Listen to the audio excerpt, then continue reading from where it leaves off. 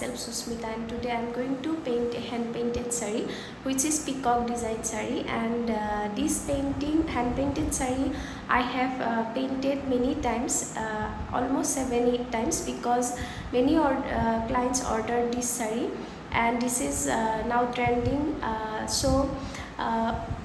How to paint this saree without using frame, without using pencil, or without sketching it, because I used to do freehand painting. So how to do it, the process and all, I am going to show you. If you like my video, please watch till the end and share with your friends so that it will be benefited for you all.